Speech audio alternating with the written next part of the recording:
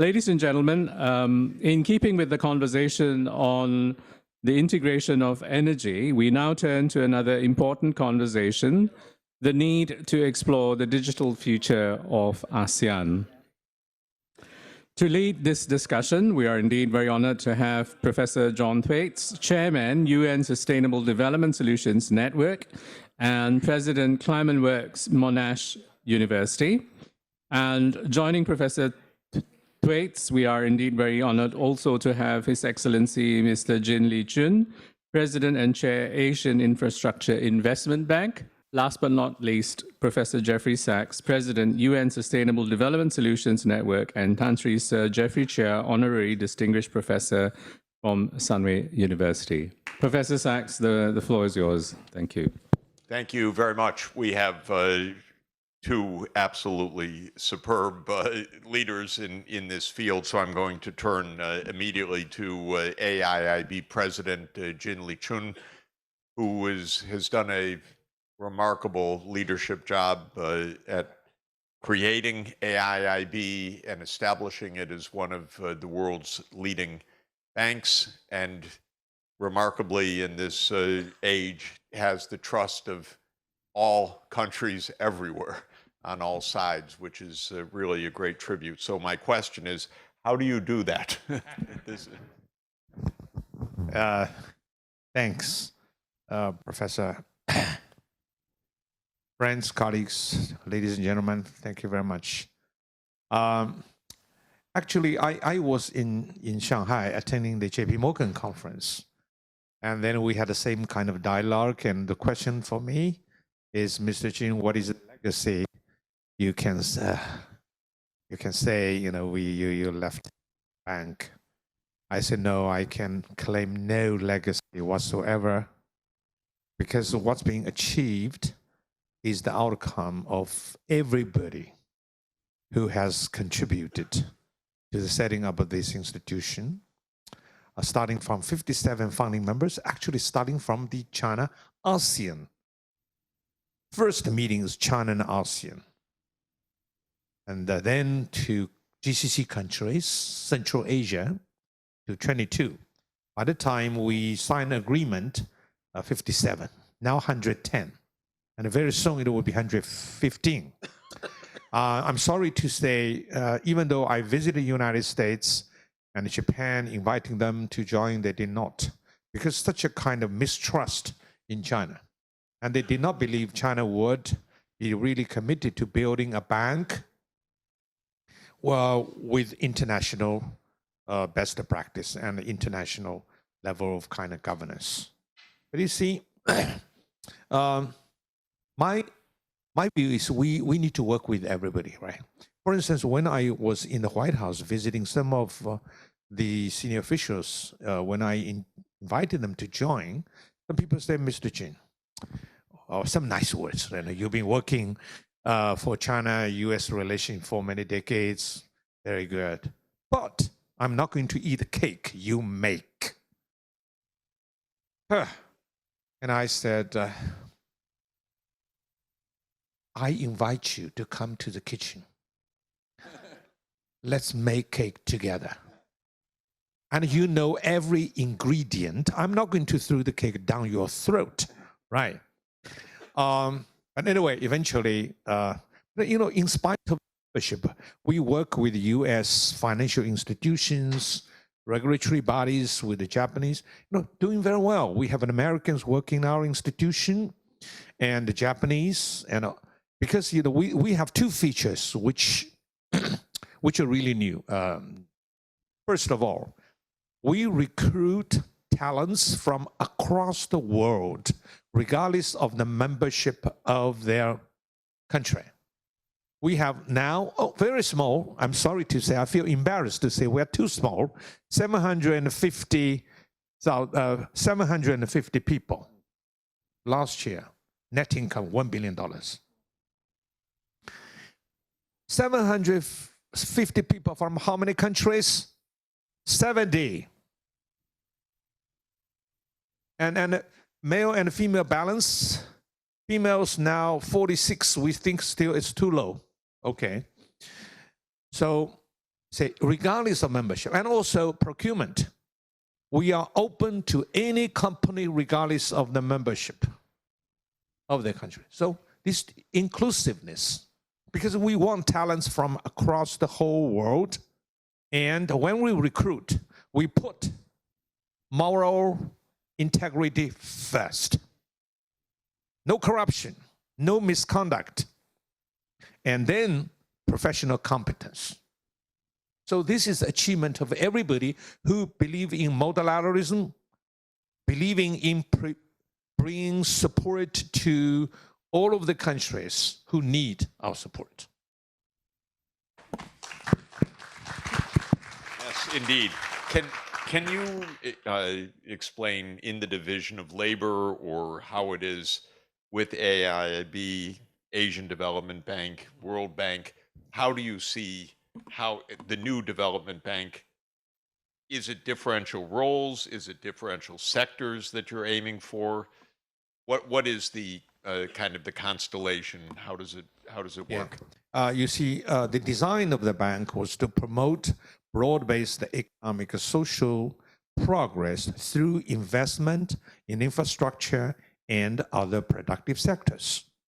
And we do not want to compete for concession of funding. So this bank does not have ADB either or ADB's ADF. We don't want to compete that. We believe the ultimate solution to poverty reduction is growth, is development, and a balanced development with equity, right? But how can you achieve that? Basic infrastructure could pave the path for sustainable development. So we have complementarity with the World Bank. World Bank and ADB has been doing a lot for social programs, which is important, and the poverty reduction. And then we do the infrastructure. Now you see the World Bank, ADB also, so we also do infrastructure, right? It's fine. Look at ASEAN countries. ASEAN countries have been doing very well over the last 3 or 4 decades. But then if you look at ASEAN infrastructure, I would say in those years, it was really leading the many developing countries' infrastructure development. That's why ASEAN countries could be so prosperous, doing so well in the difficult years. Even after 1997 financial crisis, it recovered very quickly. Now, this is my piece of advice to the leaders of ASEAN countries. You have to upgrade infrastructure. You have to develop new infrastructure and technology, AI-driven infrastructure. That's why, I'm sorry to say, US also has to improve infrastructure. We know when we arrive back in the United States, my wife and I always say, because the escalators don't work, the elevators don't work, we're home again. So this is the truth about, and yes, we need an infrastructure investment bank close to home. This is definitely the case. So we're here to talk about investing in green. And of course, AIIB distinguished itself right from the start of saying you're not going to finance coal plants. That was one of the first measures that AIIB took. How do you see building specifically the digital-based green economy? What can the bank do and how should it do it? When you were in our bank, in the old building, but I'm sorry to say you have to come to the new building, okay? And we had said, I said, we have never done coal, but I think coal might be still important. That's very early, 2017 or 16. Yes. And you told me, I hope you will not do coal. And I said, there might be clean coal technology. But I took your advice. We never, ever done any coal project.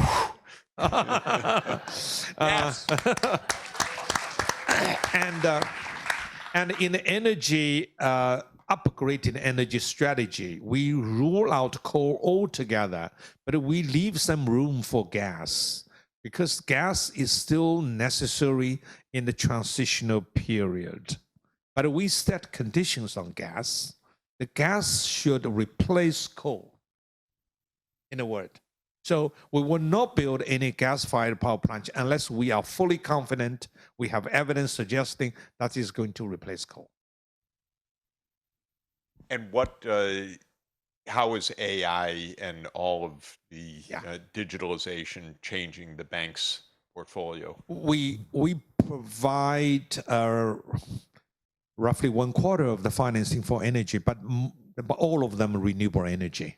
Okay, and our ASEAN countries would like to build the integrated power grid, which I think is very important. That's what we believe. That's what. For instance, now ever since industrialization, the big landmark is the invention of electricity.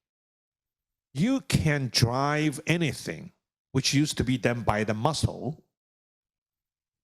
But if you want to drive something which replaces your brain, electricity. And electricity sets apart some countries which have electricity and some countries who have not. Right? Now, particularly in AI era, you cannot possibly imagine that you'll be short of electricity. People say, well, data centers consumes lots of electricity and AI consumes lots of electricity.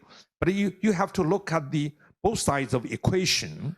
Yes, data center is, I think, a big consumer of electricity.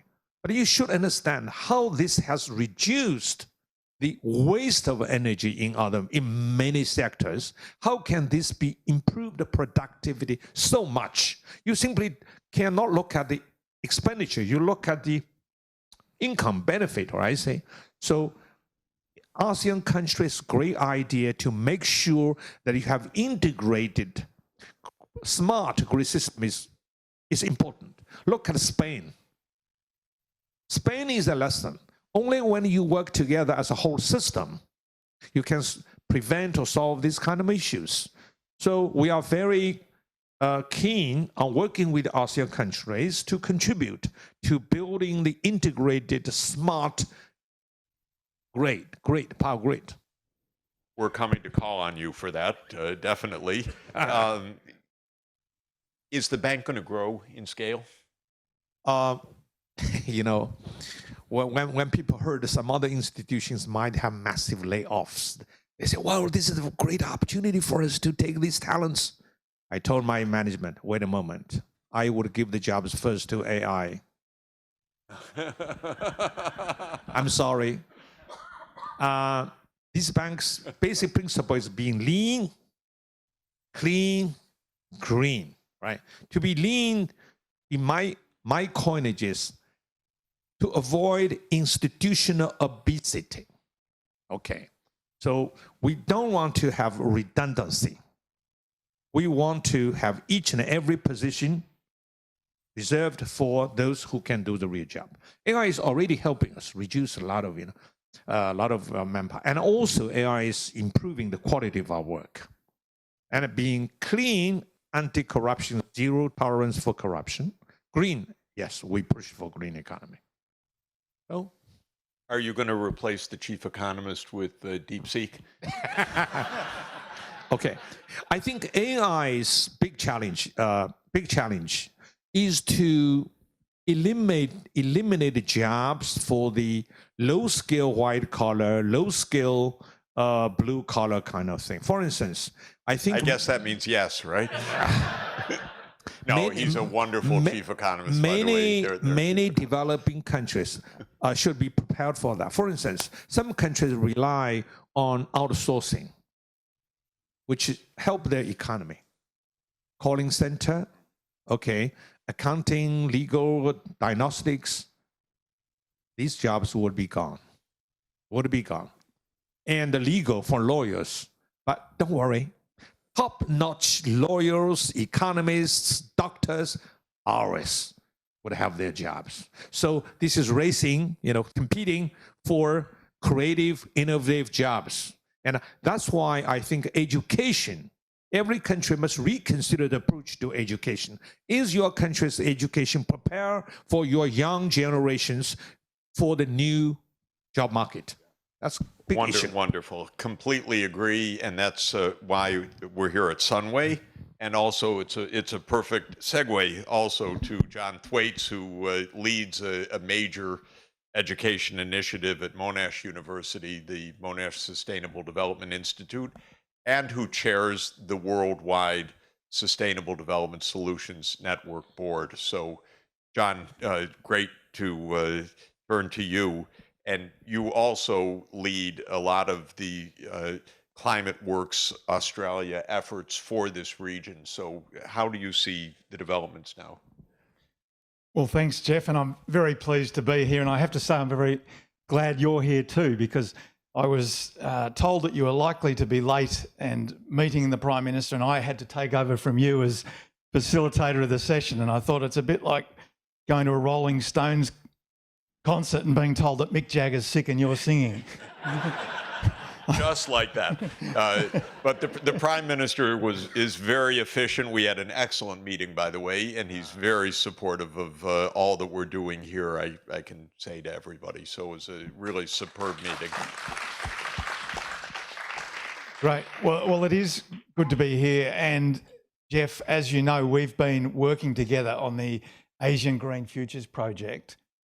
And that has brought together teams from 8 different Asian countries working on how we can achieve or accelerate decarbonisation. And I think through that process, as Wing pointed out earlier today, we've come to the realisation that we can achieve together much more than we can achieve as individual countries. And that led us to really focus on this interconnection and the grid. Because as we've heard, I think time and time again today, we're not going to achieve the climate and carbon outcomes we want and the economic opportunities that can be achieved unless we have much better interconnectedness. So Climate Works Centre has been part of that project, and we very much look forward to the next stage of that, which is really get down to the nitty-gritty. Connection by connection, working across the different countries, modelling the opportunities and actually getting change. Because the other thing we've heard today, we've talked about this for a long time, and we haven't got nearly as much implementation as we need. And I think we're now in that implementation phase. There are a lot of challenges. There's financing, there are political challenges, there are technical challenges, but they can all be overcome, but we're going to have to work together to do that. In Indonesia on this issue, what were you finding there?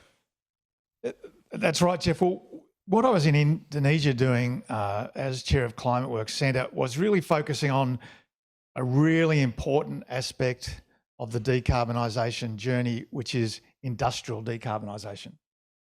If you look at this region, up to 50% of all emissions come from industry, whether it's from direct emissions or from the use of electricity. And I think we heard this in the last session. And industry is going to be what powers economic growth and prosperity for Southeast Asia in the next decade. But in order to achieve that in a way that's safe for the climate, we have to decarbonise. And so that was what I was doing in Indonesia, agreeing a memorandum of understanding between Climate Works and the Ministry of Industry in Indonesia to work on industrial decarbonisation. One area that we've highlighted, and I think it is relevant to the discussion about the grid, is that the grid itself is not enough. We have to also plan in a place-based way or precincts where industry agglomerates. And we should be doing that near the grid and where the renewable opportunities are there, so that businesses are able to benefit from the renewable energy and from the infrastructure around that. And it could be AI, it could be technologies, it could be better regulation, it could be financial incentives. So just having the connections is important, but it's not sufficient. We also need to plan also in this specific place-based way if we're going to see industry precincts really thrive in a low carbon environment. I want to ask President Jin, because you've been involved precisely with the issue of cooperation among countries of this region, and now we're supposedly in this period of extreme geopolitical tension. If you look back from, say, 30 years till today, is trust rising in this region so that we can have an integrated result, or are we fracturing more? What about the old divisions of Japan versus China, or Japan and Korea on the quote US side versus China? Is there some way that this region is going to look beyond those, I would say, old divisions and find a way to have a truly an Asian solution? I think probably it's not easy to generalize, but overall, particularly with regard to the ASEAN countries themselves, the trust has been very much enhanced. I was involved quite deeply in working with ASEAN countries after the outbreak of the 1997-1998 Asian financial crisis. And I was also— You were an ADB then? No, I was actually in the Chinese Ministry of Finance. Okay. Yeah, I was the Vice Minister of Finance, and we work on the Manila framework, right? And then Chiang Mai currency swap kind of thing. I'm sorry to say, when the Asian financial crisis broke out, they really they appealed to World Bank, IMF for support, and the response a little bit chilling. Say, you made your problem, you worked on themselves, right? And I think it was probably a wake-up call that yes, while the help from outside is necessary, we need to help ourselves. So at that time, I would say, really, a crisis is a terrible thing to waste. Crisis, they drive the people coming together, and they work together. And over these years, I will see the ASEAN countries are really strengthening their solidarity, working. For instance, this proposed idea of this Asian power grid itself is a very good indication of how you trust each other. Otherwise, you cannot do it, right? Power transmission from another country, what if you cut it off, right? Something of that kind. But with regard to ASEAN's relation with China, Japan, Korea, I think it's also the trust is enhanced. But with regard to China, Korea, Japan, I see some positive signs, recently. Would you say a little bit about that, just because that's so important for everybody? For instance, you see, not long ago, the foreign ministers of the three countries met, and I think also the dialogues for the finance and economics among these countries have been going on. So I would say overall, it's certainly getting better, but we have to be, I think, be cautious.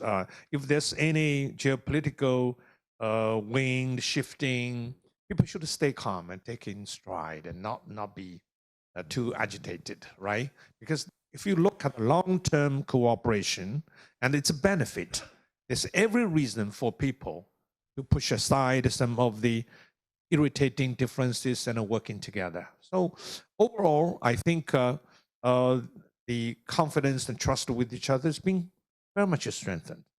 Can I ask you to bring India into the discussion? Because India isn't so much in our discussion. India, right? India, China, and just because also we have dramatic growth of India, and it's going to play a much larger role in the region. India is certainly number 2 of our bank, and India is the biggest borrowers for Asian infrastructure investment bank. Very interesting. When some of the ambassadors who came to see us, let's look at the numbers. India, the number 1, and Turkey, and number 2, Indonesia, number 3. Say, wow. Because that was the time when India and China border dispute was much of a problem. And I said, just because I believe this is an apolitical institution This is really a multilateral institution. Just look at the numbers. I said, you see why? From the day one, we believe this is also very important for the reputation of China, because China told everybody who wanted to join this bank, even though China is the biggest shareholder, China would adhere to international best practice. China would not politicize any of the decisions. So, you know, you talk about trust is really important. If you lose trust, you can never get it back. How does BRI and AIEDF relate? You know, China Belt and Road Initiative. But China proposed first the Belt and Road Initiative earlier, a little bit earlier than this bank, and the people asked me, what is the relation? What is the difference? I said, you know, BI is an international platform, and inviting all of those who can work together, and the AIB is a bank, is a multilateral development bank. The bank operates in its own way, right? But with regard to the projects, we don't fix labels. Oh, this is BI we support, or not BI. No, we process all the projects proposed to us by the members. We don't pick projects from the list of the Chinese NDRC economy. We don't do it because by principle, we have to do projects in the country which the government will support. Right. So we process, I don't ask whether it's BI or not, as long as it's good for your economy, good for this region, and you allow us to process the project by international standards, we will do it. So some of the projects are BRI projects. Quite a lot. But it comes from the side of the member country, not from the Chinese list, for example. Because these projects are the priority projects of the members. I would say quite a lot. But actually, China or all those host countries are very happy because we can improve the reputation of the BNI projects because, and let me tell you something very interesting. China Exim Bank came to us. China Exim Bank borrowed from AIB. Are you kidding me? They have far more money than we do, right? Why? Because they said, we want to work with you to improve the quality of the projects. Now, if the BI project is presented to us for our processing, and we can guarantee 100% this is a high quality project in terms of environmental standards, in terms of gender balance, you know, in terms of everything, we go by high standards. So the difference is the system, because this is a bank that's an international platform. Can I ask one more? Yeah. We're lucky to have him, so, and then I'm going to turn to you. Many of these projects that we're talking about are multi-country, and I observed at the World Bank how hard it was to even have a two-country project at the bank, because the coordination, you know, you lend to Mozambique and you lend to Malawi, but to get the two synchronous was very difficult institutionally, because the World Bank was usually doing a country program, not a regional program. So here we're trying to get a regional ASEAN grid. How can ASEAN come to the bank and say, we're 10, can the bank help us structure such a 10-country process? Very good question. We keep close touch with the governments, private sector of the ASEAN countries. And you see, the bank focuses very much on connectivity. Connectivity comes in different ways. Power grid is connectivity. Data center is connectivity, right? And certainly roads, railways, airports, seaports, they're all connectivity. But this cross-border connectivity means you have to work with more than one country. So when we are presented with a project which would enhance the connectivity, we give priority to them. But definitely, if you build, for instance, the power transmission between Lao PDR and Vietnam, you must certainly have the consent of both countries, right? So by working together, we can identify very good projects. So we focus very much on those projects which can bring countries together. That's fantastic. Yeah, if you can specialize in that, it beats the whole system, because that's exactly what's needed and very hard to do traditionally. So I think that's a fantastic sign. John, how does Australia fit into this whole scene? Because Australia also geopolitically is, of course, aligned very much with the United States and Britain traditionally, but China's the main trading partner. Indonesia is a crucial country right next door. So how does Australia fit into this mix?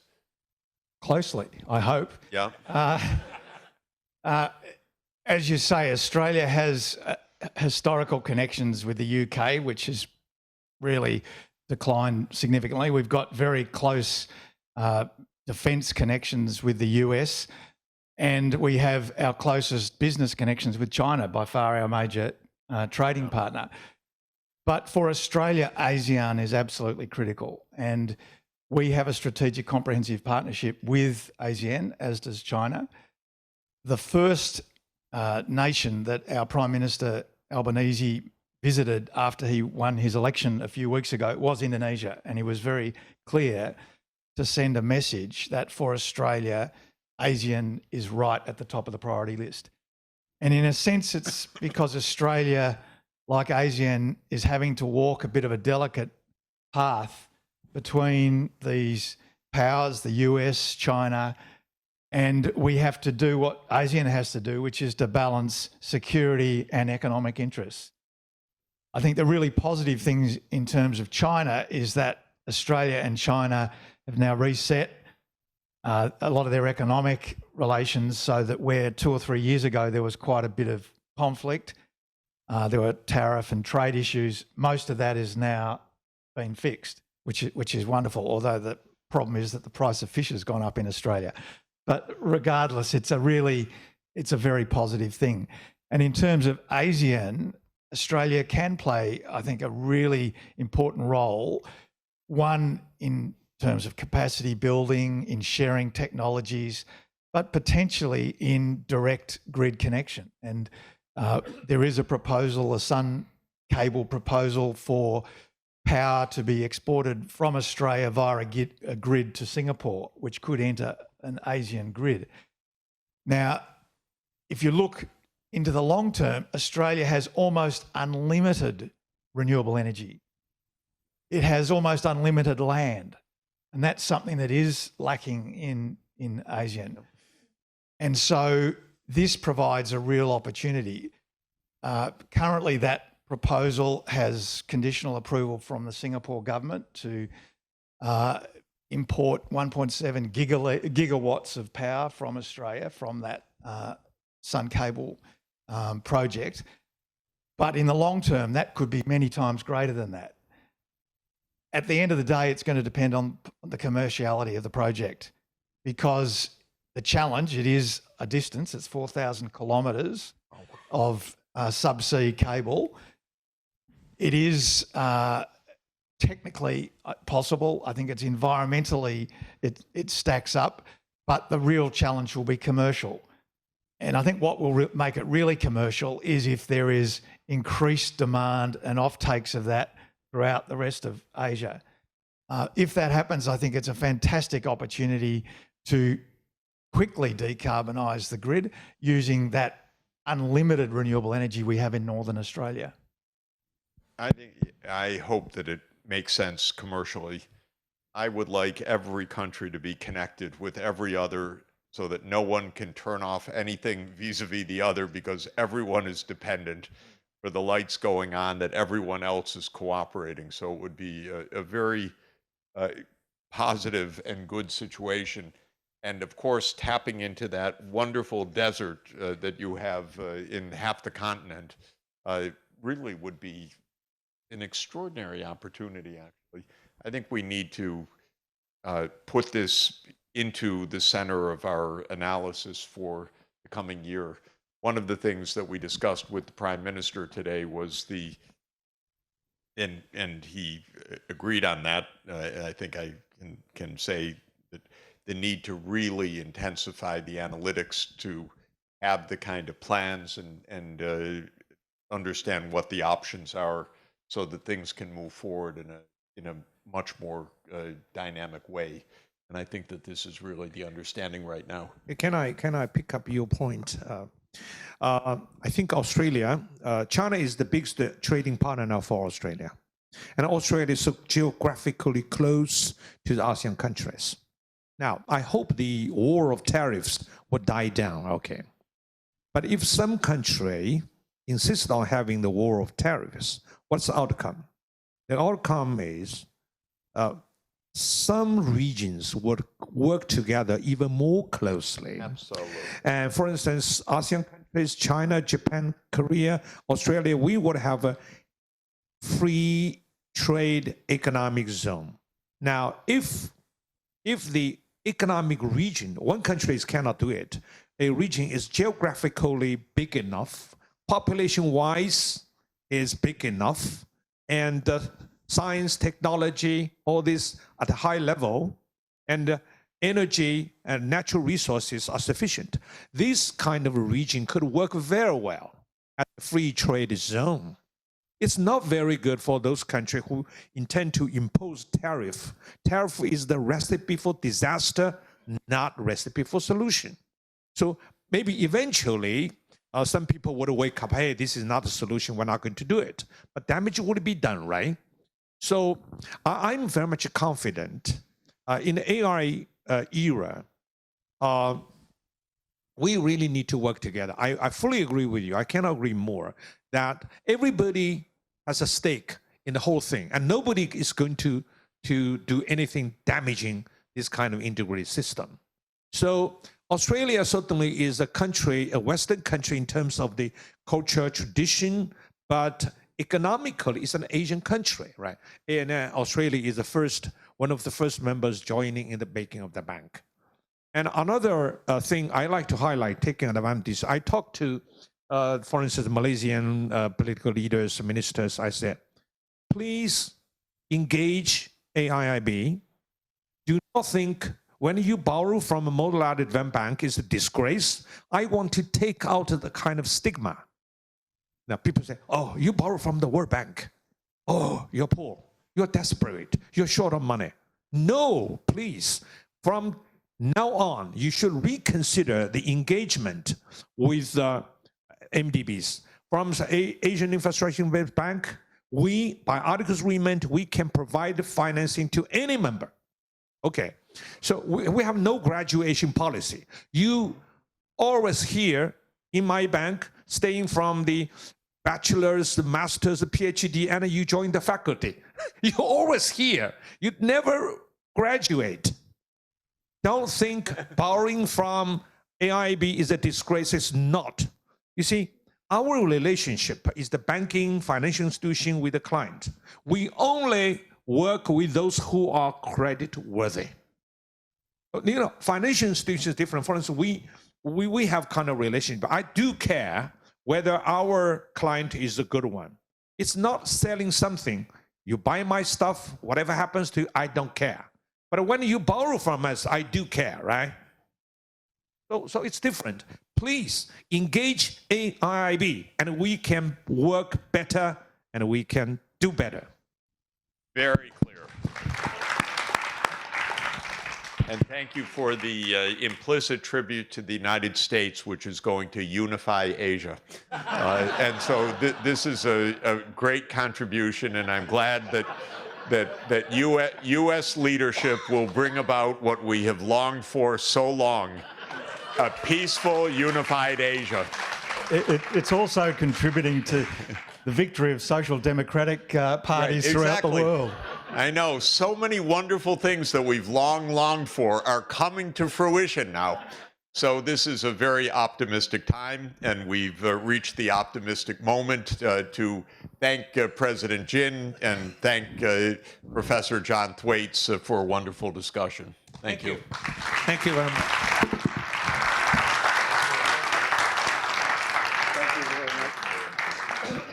Thank you to our most distinguished panelists for that most interesting discussion.